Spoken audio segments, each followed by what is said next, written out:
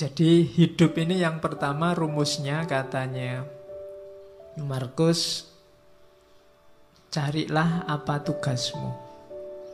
Katanya Markus, segala sesuatu, apakah itu kuda atau anggur, diciptakan untuk tugas tertentu, untuk peran tertentu, maka carilah tugasmu sebagai manusia. Sering kan saya singgung ayat afahasibtum annama khalaqnakum abasa. Itu kan Allah lo yang ngomong. Apa kami ciptakan engkau itu hanya untuk iseng? Pasti enggak. Ada tujuannya. Kejar itu. Yo, Al-Quran banyak ngomong tentang tujuan hidupmu ini. Enaknya karena sayangnya Allah sama kita, kan kita sama Allah langsung ditunjukkan, ini lo tugasmu. Jadi ya kayak misalnya ini ja'ilun fil ardi khalifah, aku ciptakan manusia di muka bumi jadi khalifah.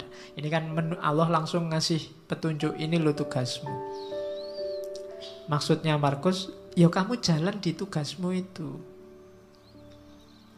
Setiap hal di muka bumi ini ada perannya, ada tugasnya. Jangan dikacaukan, kamu sendiri juga jangan kacau. Nanti kamu susah sendiri. Oke, teh ini kan dia punya tugas, dibikin jadi minuman. Ya diminum, ndak apa-apa.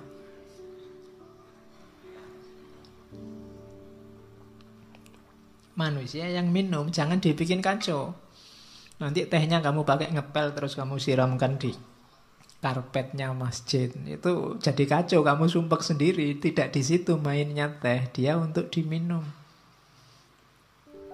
Jadi rumusnya hidup pertama, tugasmu apa? Yang harus kamu lakukan apa? Saya sering bilang, nggak usah cerewet tanya, apa Pak? Saya nggak tahu. Nggak, kamu sudah tahu. Begitu kamu tahu identitasmu, sebenarnya kamu tahu apa yang harus kamu lakukan. Begitu kamu tahu bahwa saya mahasiswa Pak, kamu sudah tahu apa yang harus dilakukan seorang mahasiswa. Di rumah, saya ini anak loh Pak, kamu tahu apa yang harus dilakukan seorang anak. Saya ini tetangga loh Pak, kamu sudah ngerti rumusnya tetangga yang baik seperti apa. Jadi tanya tugasmu apa, jalankan itu. Itu rumusnya orang hidup yang pertama. Dan yang kedua, ndak usah khawatir, ndak bisa. Katanya Markus, manusia pasti mampu melakukan semua yang Tuhan ingin ia lakukan. Kalau Allah nyuruh kita jadi khalifah, pasti kita punya kekuatan untuk mengkhalifahi alam semesta. Ketika kamu ditakdirkan jadi mahasiswa, pasti memang kamu punya potensi untuk jadi mahasiswa yang baik. Bahwa hasilnya tidak baik, itu berarti kamu kurang maksimal menjalankan tugasmu.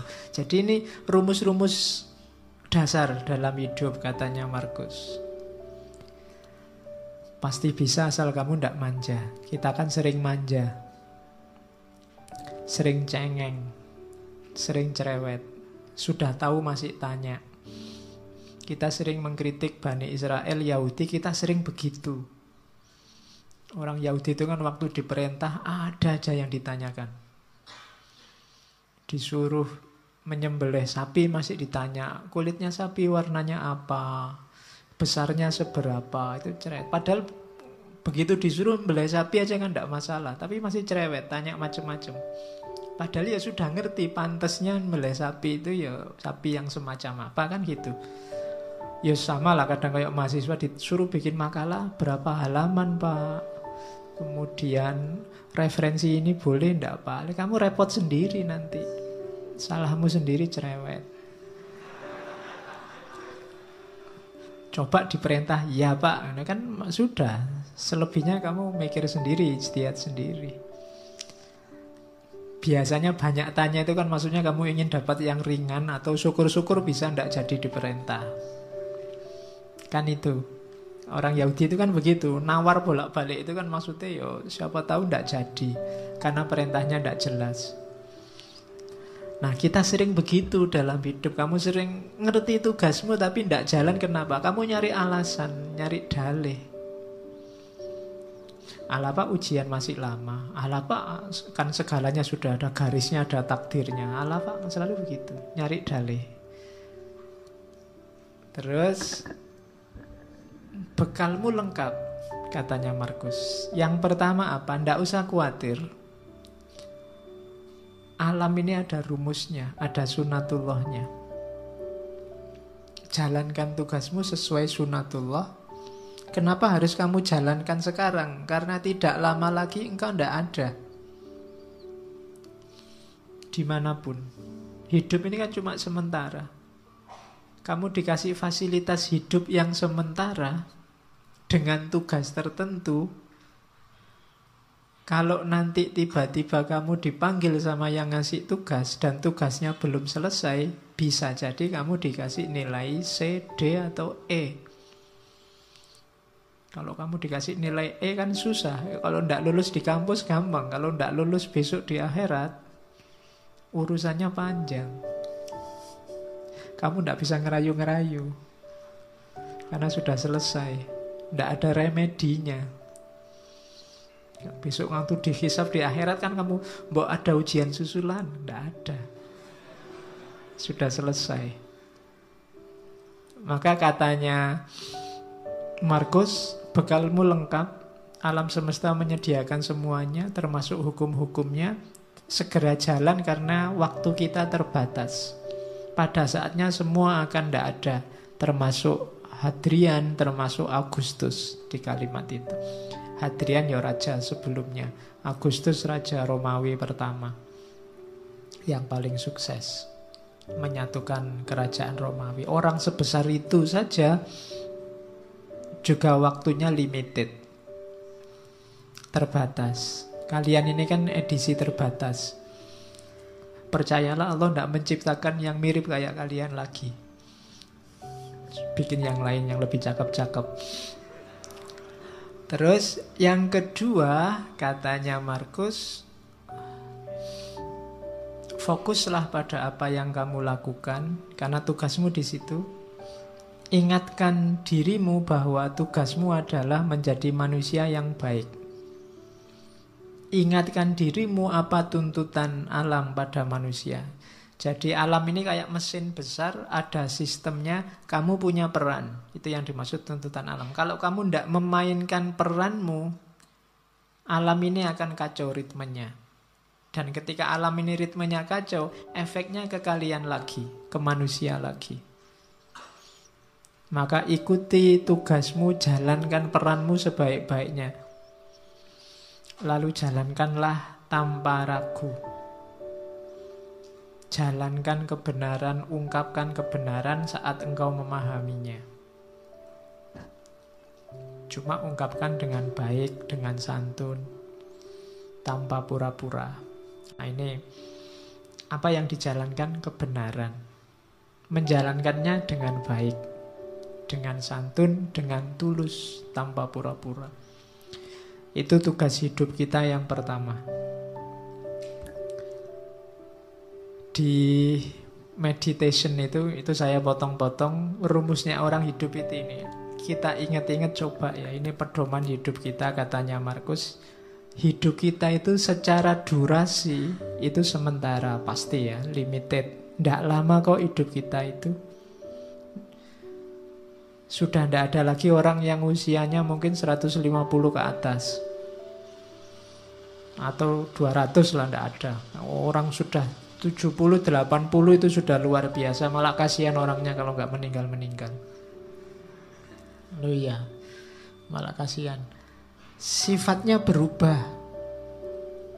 Hidup kita ini karakternya alam di antara yang kita sebut sunatullah tadi berubah. Maka kalau kamu kaku, ritmemu akan kacau. Jangan kaku. Kamu harus luwes. Ketika kamu kaku, sementara lingkungan alam sekelilingmu berubah, maka yang terjadi ritmemu kacau, jangan-jangan kamu juga mengacaukan ritmenya orang lain. Jadi karakternya hidup ini berubah. Durasinya sementara. Persepsi kita, pemahaman kita, sifatnya abu-abu kalau bahasanya Abu-abu itu apa? Kita ini manusia yang terbatas dan pemahaman kita juga terbatas. Kebenaran, kebaikan yang kita pahami itu sebatas kemampuan kita. Maka tadi jangan kaku. Kalau kamu kaku, kamu akan mandek di keterbatasan tadi.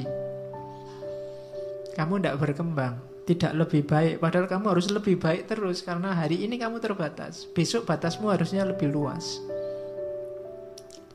Jadi persepsi kita ini suram.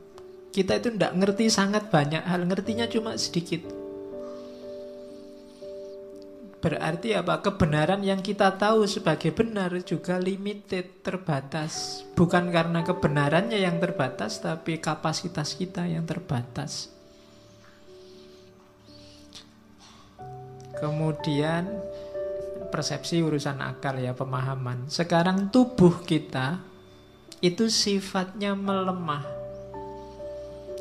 Grafiknya manusia itu kan ya kecil jadi besar, setelah itu kan melemah.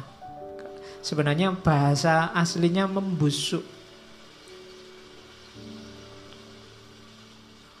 Usia-usia kalian ini mungkin sudah tidak bisa lebih tinggi lagi, tidak bisa berkembang lagi, sudah selesai. Kecuali kamu ikut terapi-terapi minum pil apa itu, nambah tinggi 2 cm itu mungkin ya. Sudah tidak bisa, percayalah, sudah habis pertumbuhanmu. Kamu minum susu pertumbuhan tulang sampai berapa, sudah selesai. Usia-usia kita sudah tua. Jadi, dan grafiknya pasti semakin melemah. Tidak ada orang yang tambah tua, tambah kuat, luar biasa, tambah tidak ada.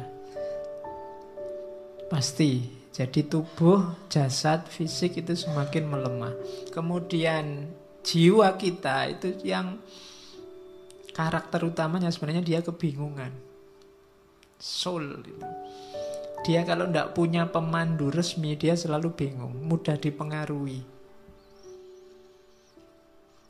Akal itu kan, mental itu kan mudah dipengaruhi. Sekarang seneng, besok benci. Kemarin kerjasama, sekarang gegeran. Itu jiwa kita selalu begitu, mudah dipengaruhi, selalu dalam kebingungan.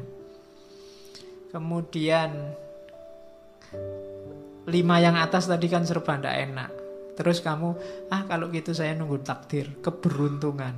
Tidak, keberuntungan, takdir itu tidak bisa ditebak. Tidak mesti. Di situ ditambahi oleh Markus kemasyhuran. Kemasyhuran itu mungkin kamu mengandalkan status, mengandalkan nama baik, mengandalkan keluarga, mengandalkan identitasmu sebagai apa. Katanya Markus itu juga tidak pasti. Seterkenal apapun orang, pada saatnya juga lenyap, dilupakan. Jadi ternyata hidup kita itu semacam ini. Ringkasnya apa?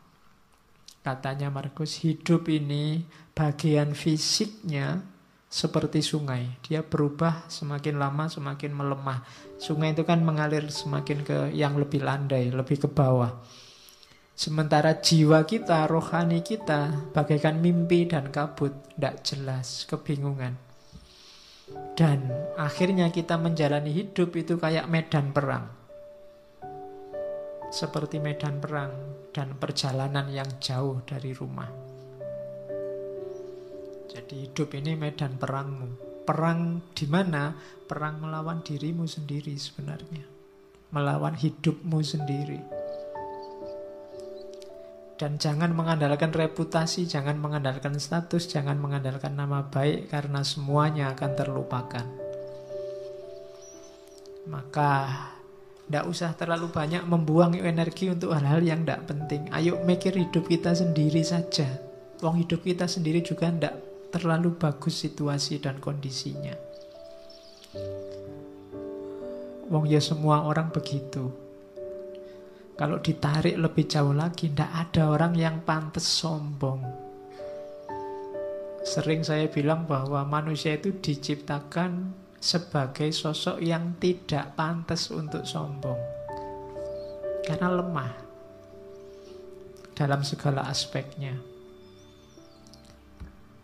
Oke, nah Kalau hidup begitu. Kebahagiaan terus. Lah kalau gitu apa harus sumpek? Enggak, katanya Markus.